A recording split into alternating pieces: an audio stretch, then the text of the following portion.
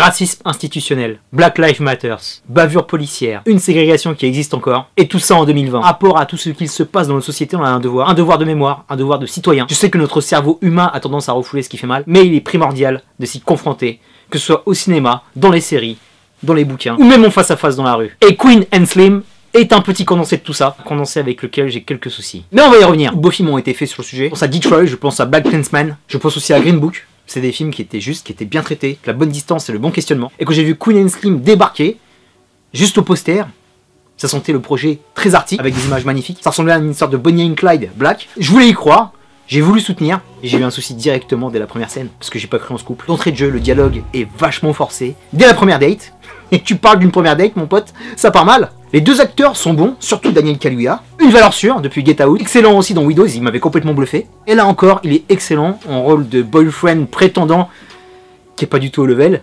Mais il est super mignon, t'as envie de le soutenir, tu sais que c'est un bon gars, qui a des bonnes valeurs. Et la nana est dans son rôle aussi, une sorte de princesse, avocate, qui a une certaine situation financière, qui a une belle prestance. Mais elle est détestable, elle joue bien son rôle. Elle est dirigée pour jouer un tel perso, mais moi c'est le genre de meuf que je piffre pas. Donc déjà je bloque, tu vois. Je me dis continuons. Et c'est là que vraiment le bas blesse. Mais c'est pas qu'il blesse, c'est qu'il m'a coupé complètement les jambes et que là je suis unijambiste. Alors que je le stipule encore une fois, je voulais vraiment soutenir le projet. La scène de la bavure policière, elle est complètement incohérente. Surtout quand tu connais le background de ce keuf. Déjà comment ce keuf peut exercer. Ok, on sait que les policiers sont plutôt protégés. On le voit avec ce qui se passe chaque week-end. Mais tu te dis, comment sa hiérarchie le laisse patrouiller tout seul de nuit. C'est abusé. Et encore plus abusé, c'est la réaction volcanique qu'il a face à Daniel. C'est n'importe quoi, c'est incompréhensible. Je veux bien que vous voulez pousser à fond dans la caricature pour dénoncer des choses, mais faites-le bien, faites-le avec justesse, comme les autres films précédents que je t'ai cités. Là, c'est pas fait. La scène avec le shérif aussi. On plaint Kentucky. Tu vas pas essayer de t'arrêter dans ta cavale? Qui va jouer l'assistante sociale avec toi? Ça aussi, c'est n'importe nawak. Et ça continue de plus belle avec le redneck. La scène dans la supérette où le mec il prend le gun. Je veux bien que les mecs soient fans d'armes à feu, et que ça dénonce aussi le port d'armes, c'est très bien. Pas comme ça, purée. J'ai l'impression qu'on se foutait de ma gueule à chaque fois. Alors que le sujet est brûlant, le sujet est encore d'actualité. Faites-le avec le bon dosage. Là, c'était grand guignol à chaque fois. Et t'as pas le droit de te comporter comme ça avec un tel objet. Donc le film, c'est complètement perdu pour moi. Il y a beaucoup de facilité, certes, ça me dérange pas. Chaque fois que tu rencontres une personne... Alors, à part une que je valide, le garagiste. Lui est plutôt juste quelque part. Après, ce qui va se passer derrière, ce qui est super triste.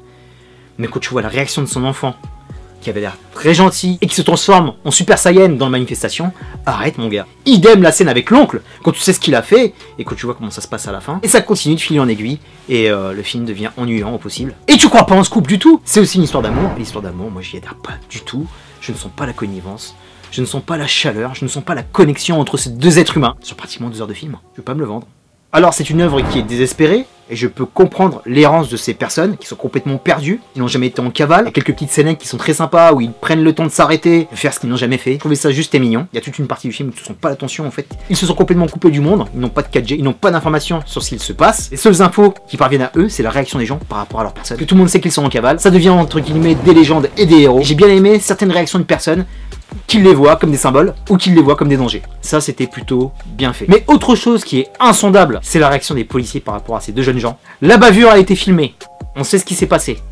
Ils n'ont pas de casier judiciaire, ils n'ont pas de précédent juridique. Ils ont fait un meurtre en légitime défense qui a été filmé. Et quand tu vois ce qu'on leur envoie sur les côtes, on dirait limite concoursé Pablo Escobar et toute sa bande. Mais il faut pas déconner les gars, carrément ils envoient le SWAT. Je veux bien que les flics qui passent pour des blaireaux. Parfois ils le méritent, parfois ils le méritent pas. Là il y a une bonne scène avec un flic qui est plutôt quelque part logique. Je veux bien l'admettre, c'est pas blanc ou noir. Sur les faits, on veut pas les appréhender, on veut les buter. Ils sont directement en peine de mort. Et je trouve ça complètement incohérent, je vois pas ce que vous voulez dénoncer là-dessus. Il n'y a pas de négociateur qui débarque, pas avoir droit à un jugement. Ça aussi, c'est hyper caricatural. Surtout sur l'acte final, c'est pas tiré par les cheveux, là, tu m'as rasé la tête complètement, quoi. Ça se veut être dans un contexte réaliste, rester dans le réalisme. Parce qu'il y a des choses qui sont abracadabantesques et qui ont rien à foutre là, quoi. Donc l'ensemble est décevant, le message passe beaucoup moins comme ça. Et je suis vraiment triste pour ce film, que j'aurais voulu aimer, mais là j'en ai pas la force. Alors quelques belles choses quand même, la réalisation est très jolie, il y a une très belle photo, un joli road trip, on passe par des états différents, on part du nord pour descendre dans le sud, la Louisiane, la Géorgie, les paysages du sud sont vraiment magnifiques. C'est vrai que nous touristes, on privilégie New York, Miami, Los Angeles. Si vous avez l'occasion de faire un petit road trip vraiment dans le sud, à partir de la Louisiane, Nouvelle-Orléans, c'est vraiment splendide, c'est vraiment unique, un petit paysage marécageux, tu sens l'humidité. Il y a aussi toutes ces maisons coloniales aussi qui sont très belles. Il y avait de beaux élans politiques, lapsus. Il y avait de très beaux élans poétiques qui étaient très bien faits. On sent que la réalisatrice tient bien sa caméra, elle gère très bien l'espace, et c'est très bien pour une première réelle. Mais malheureusement, le scénario n'a pas suivi. C'était à peu près tout pour ce Queen and Slim. Et ça aussi, Queen and Slim, je sais même pas pourquoi il s'appelle comme ça en fait. Parce qu'on les appelle jamais Queen and Slim sur tout le film. Enfin bref. Terminus pour Queen and Slim, je te dis à très bientôt pour de prochaines vidéos. D'ici là, porte-toi bien. Est-ce que tu vas aller voir ce film? Est-ce que tu l'as déjà vu? Qu'est-ce que tu en as pensé? Merci pour tes likes, tes partages, tes commentaires, et je t'envoie un magnifique peace and love.